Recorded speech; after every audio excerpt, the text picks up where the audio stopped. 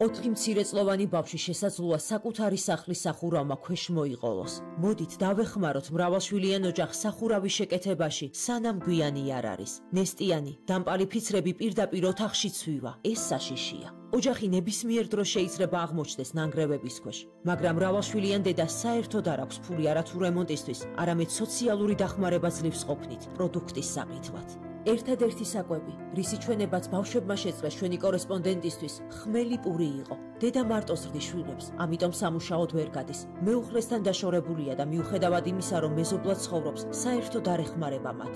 მეგობრებო, ამ შვენიერ ბავშვებს ჩვენ გარდა არავინ ჰყავთ დამხმარე. სახლი სულ უდანგრეულია, სახურავიდან წვიმა ჩამოსდიოდა და ეხლა თოვლით ჩამოდის. ძალიან დიდი სიცივეა ხოლმე, ვიყინებით. პატარა და იყოს სრულსივი ხელები და ფეხები და მეცადება. ეს ის არის ბლოკებზე დევს სეტკა და საბონებია გადაფარებული. გვჭირდება ჩვენ ახალი საწოლი. ყველას ლამაზი სახლი აქვს თუ მეც მინდა რომ ლამაზი სახლი მქონდეს. გადარიცხეთ ნებისმიერი თანხა ჩერნოვეცკის ფონდის ოფიციალური საიტის მეშვეობით.